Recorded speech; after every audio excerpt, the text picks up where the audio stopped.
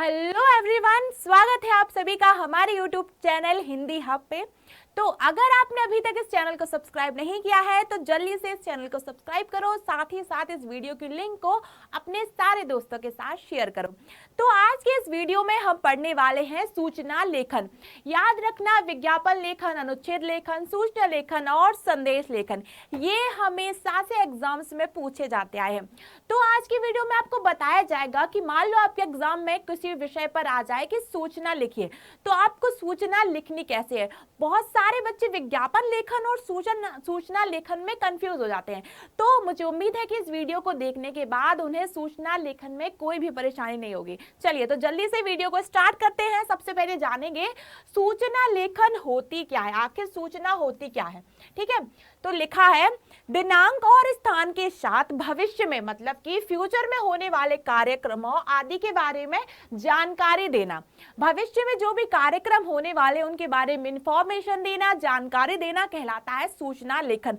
हम लोग जब स्कूल में पढ़ते हैं तो जाते हैं कि एक स्कूल में अक्सर बहुत एक बड़ा बोर्ड रहता है और उस पर बहुत सारी सूचनाएं लिखी रहती है, जो इंफॉर्मेशन लिखी रहती है कि अगर स्कूल में कोई शिविर है उसके बारे में, अगर कोई फंक्शन है, एनुअल फंक्शन है, कोई भी कॉम्पिटिशन है, प्रतियोगिता, तो इन सब के बारे में वहां पे बोर्ड पे सूचना लिखी होती है। तो ऐसी ही सूचना को आपको अपनी कॉपी में लिखना है। मतलब कि जब आपके एग्जाम में पूछा जाए कि सूचना लिखिए, तो याद रखना विषय आपको दिया जाएगा और आपको बताया जाएगा कि आपका पद क्या है, आपका नाम क्या है, और उस आधार पे आपको फिर एक बहुत अच्छे से सूचना लिखनी है। याद रखना हम लोग हिंदी व्याकरण पढ़ रहे हैं, मतलब उसमें भी रचनात्मक लेखन कार्य, तो हमेशा इसमें वर्ड लिमिट दी जाती है। वर्ड लिमिट यानी कि शब्द सीमा दी जाती है।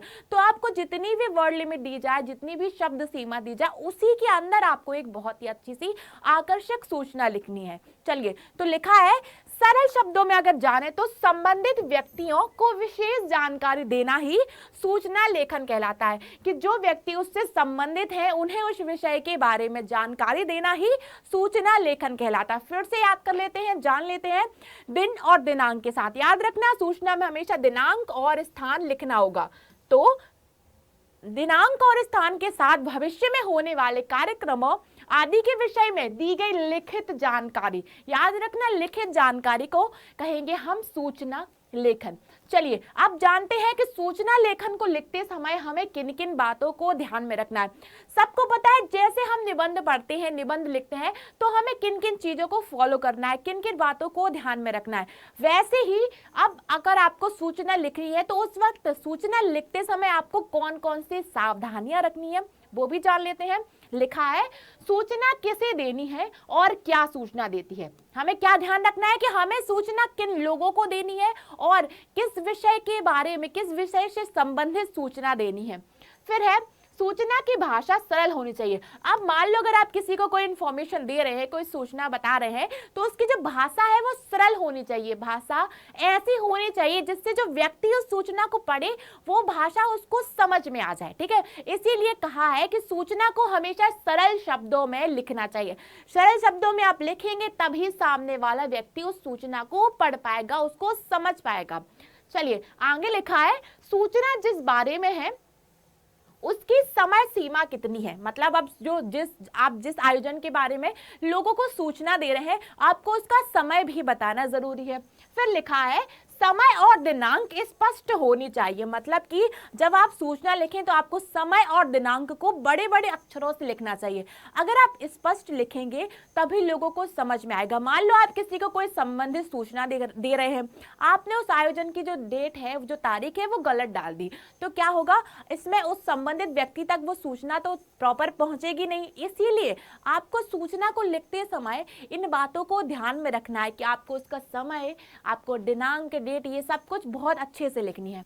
फिर लिखा है सूचना लंबी नहीं होनी चाहिए। मतलब कि आप जो सूचना लिख रहे हैं वो बहुत ज्यादा लंबी नहीं होनी चाहिए, शॉर्ट शब्दों में होनी चाहिए, संक्षिप्त रूप में। मतलब कि 100 बात की एक बात, कि लोग उसको पढ़ लें और तुरंत उनके दिमाग में बैठ जाए। आप मान लो आप सूचना लिख रहे हैं, बहुत लंबी लंबी लाइनें लिख दी, तो या तो आपका टीचर भी जो उसको पढ़ रहा होगा वो भी कंफ्यूज हो जाएगा, या फिर आप सच में अपने स्कूल पे किसी बोर्ड में सूचना लिख रहे होंगे तो वो जो भी आपको आपके सहपाठी होंगे सूचना पढ़ेंगे वो भी कंफ्यूज हो जाएंगे। इसीलिए सूचना को हमेशा छोटा लिखना चाहिए। आगे लिखा है, यदि आपके प्रश्न पत्र में शब्द सीमा, ध्यान रखना शब्द सीमा मतलब कि वर्ड लिमिट, यदि आपके पेपर में आपको वर्ड लिमिट दी गई है तो आपको ध्यान रखना है कि आप उसी शब्द के अंतर्गत अपनी सूचना लिखें। तो याद रखना एग्जाम में, पेपर में आपको हमेशा वर्ड लिमिट दी ही जाएगी।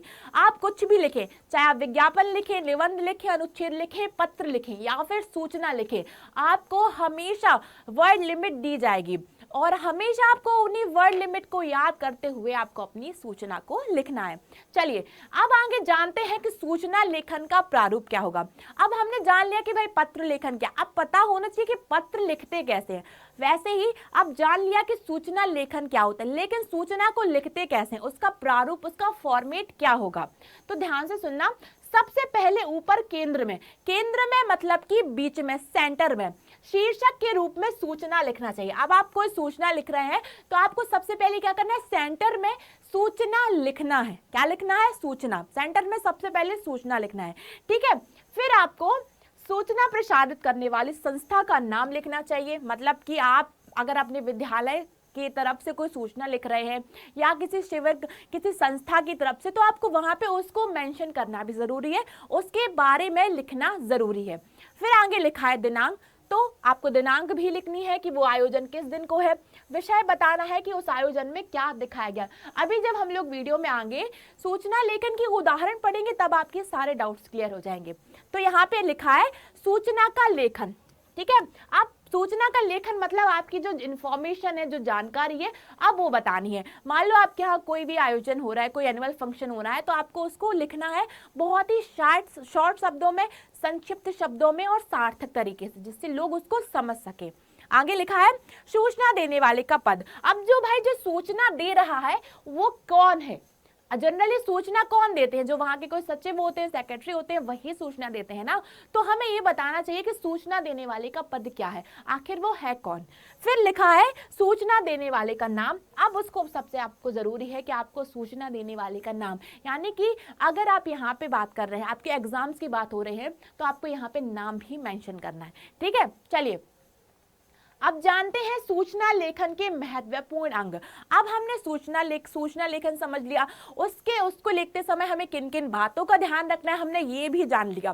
फिर हमने उसका प्रारूप भी जान लिया। अब थोड़ा सा और जान लेते हैं, जिससे आप जो सूचना अपने एग्जाम में लिखें उसमें आपको पूरे के पूरे नंबर ले जाए।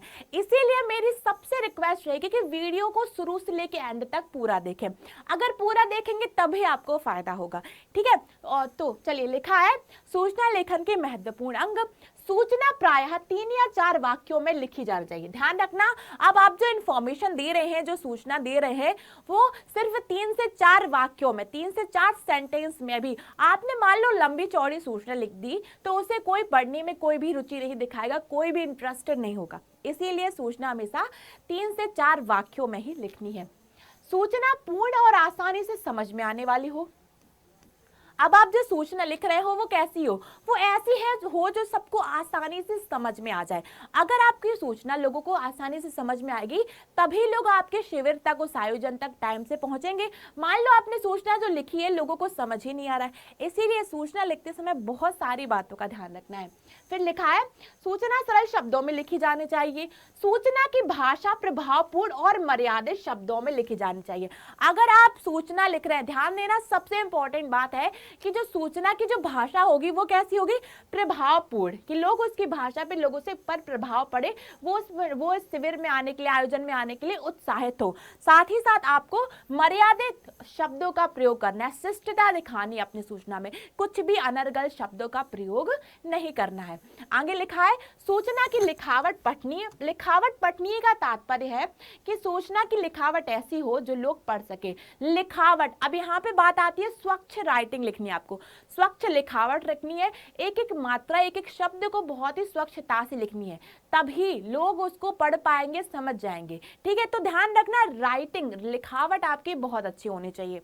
फिर लिखा है सूचना देने वाले के हस्ताक्षर और दिनांक अवश्य लिखा जाना चाहिए। अब जिसने भी ये सूचना दी है उसको अपने हस्ताक्षर, अपने साइन करने चाहिए और दिनांक भी लिखने चाहिए कि ये सूचना कब, किस तारीख को लिखी गई है, किस तारीख को ये सूचना लोगों तक पहुंची है।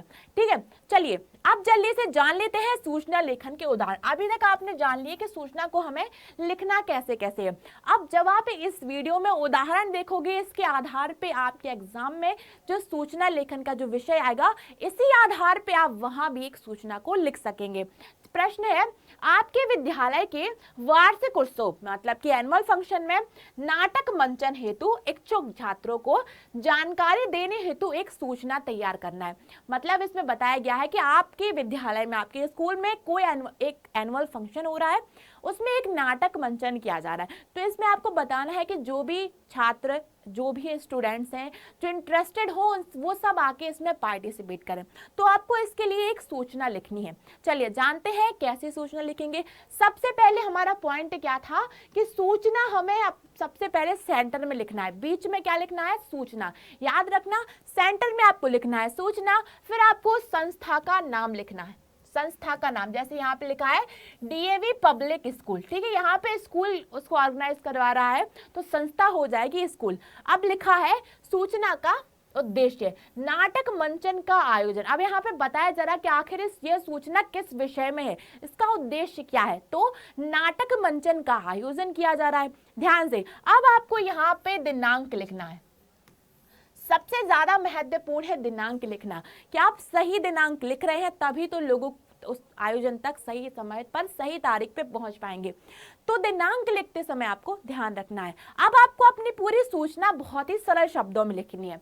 इस विद्यालय के सभी छात्रों को सूचित किया जाता है कि विद्यालय के वार्षिक उत्सव में नाटक मंचन किया जाएगा। बहुत शॉर्ट शब्दों में लिखा है, बहुत प्रभावशाली लिखा है, और ऐसा लिखा है कि जो भी उसको पढ़ रहा होगा, पाठक होगा, उसको आसानी से समझ जाएगा। सभी छात्रों को सूचित किया जाता है कि विद्यालय के वार्षिक उत्सव में नाटक मंचन किया जाएगा। जो भी छात्र नाटक में अभिनय करने के इच्छुक हो या जिनका भी नाटक में अभिनय करने की इच्छा हो, वे 3 अगस्त 2019 को अंतिम 2 कक्षा में, मतलब हमारे जो अंतिम 2 कक्षा जो हमारे लास्ट पीरियड होते हैं एग्जाम में, तो उनमें अपना स्क्रीन टेस्ट हेतु विद्यालय के सभागार में उपस्थित रहे। तो अब आपको बताया गया है कि इस तारीख को आपका एनुअल फंक्शन है और इसमें एक नाटक मंचन किया जा रहा है। अगर आप उसमें अभिनय करने के इच्छुक हैं, अगर आप उसमें एक्टिंग करना चाहते हैं, तो आपके स्कूल के जो लास्ट 2 पीरियड्स होते हैं उसमें आपको विद्यालय के असेंबली हॉल मतलब सभागार में आपको उपस्थित होना है और वहां पर अपना ऑडिशन देना है। ठीक है, फिर लिखना है आप कौन है, आपका अपना नाम लिखना है और आपको अपना पद लिखना है कि आपके पास क्या अधिकार है ये सारी सूचना को लिखने के। तो आपको बताना है कि आप वहां के सचिव हैं। ठीक है, तो आपको इस तरीके से एक सूचना को लिखना है, बिल्कुल प्रॉपर तरीके से इसका प्रारूप यही रखना है।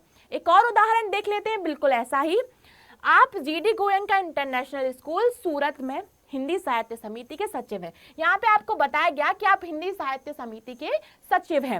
आपके विद्यालय में आयोजित दोहा गायन प्रतियोगिता के लिए विद्यार्थियों को आपको आमंत्रित करना है। तो इनके लिए आपको फिर एक सूचना पत्र लिखना है। अब आपको लोगों को इनवाइट करना है, ठीक है, तो एक सूचना लिखना है। वैसे ही बिल्कुल आपको बीच में लिखना है सूचना, सेंटर में सबसे पहले सूचना, जैसे ही लोग देखेंगे तो उसकी तरफ अट्रैक्ट होंगे, आकर्षित होंगे। सूचना, संस्था का नाम जीडी गोयनका इंटरनेशनल स्कूल सूरत। ठीक है, अब उसका कारण दोहा गायन प्रतियोगिता का आयोजन। अब आपको आयोजन के बारे में बताना है कि दोहा गायन प्रतियोगिता आयोजित हो रही है 26 जुलाई 2019। ठीक है, दिनांक लिखना है। अब लिखा है सभी, यहाँ पे ध्यान देना एक इंपॉर्टेंट बात है कि ये जो दिनांक लिखा है ये सूचना का दिनांक है कि किस तारीख को ये सूचना लिखी गई। ठीक है, लिखा है सभी विद्यार्थियों को सूचित किया जाता है कि दिनांक 10 अगस्त 2019 को विद्यालयी दोहा गायन प्रतियोगिता विद्यालय के सभागार में आयोजित की जा रही है। इस प्रतियोगिता में भाग लेने के लिए विद्यार्थियों को आमंत्रित किया जाता है। प्रतियोगिता में भाग लेने के इच्छुक विद्यार्थी अपना नाम तथा 30 जुलाई 2000, याद रखना यहाँ पे आपको डेट भी मेंशन करनी है कि आपको उसकी अंतिम डेट मतलब आवेदन की अंतिम तिथि क्या है, 30 जुलाई 2019 तक हिंदी साहित्य समिति के सचिव को दें। यहाँ पे लिखा हुआ है मेहुल शर्मा जो कि सचिव है, और वो कौन के सचिव है? हिंदी साहित्य समिति। तो आपको इसी तरीके से अपनी सूचना को लिखना है। आपको अपनी सूचना में मेंशन करना है कि आप सूचना किसके लिए लिख रहे हैं, ठीक है। अब जैसे यहाँ पे लिखा है दोहा गायन प्रतियोगिता का आयोजन हो रहा है, तो आपको सबको सूचित करना है कि इस दिनांक को ये प्रतियोगिता है। अब जो जो इसमें इच्छुक है, जो जो आवेदन करना चाहता है, इस तारीख तक आवेदन की अंतिम तिथि है, आपको सूचना दी जाती है, ठीक है, आपको सूचित किया जाता है। तो आपको अगर आपके एग्जाम्स में ऐसे ही लिखना है, अगर मान लो कोई भी विषय पर सूचना लेखन आ गया, तो आपको बिल्कुल फॉर्मेट यही रखना है, सेंटर में सूचना, फिर संस्था का नाम, फिर उस सूचना के बारे में, फिर दिनांक, पूरी उसके विषय वस्तु, लास्ट में अपना नाम, अपने पद का नाम। ऐसे ही आपको अपने एग्जाम्स में सूचना लिखनी है। याद रखना ये एग्जाम में 5 नंबर की तो आती ही आती है। तो मुझे उम्मीद है कि इस वीडियो को देखने के बाद अब आप लोगों से बहुत अच्छे से सूचना लिखते बन जाएगी। तो अगर आपने अभी तक इस चैनल को सब्सक्राइब नहीं किया है तो जल्दी से चैनल को सब्सक्राइब करो, साथ ही साथ वीडियो की इस लिंक को अपने सारे दोस्तों के साथ शेयर करो और मुझे कमेंट बॉक्स में बताओ कि वीडियो आपको कैसी लगी। तब तक के लिए अपना ध्यान रखिए। Bye bye, take care.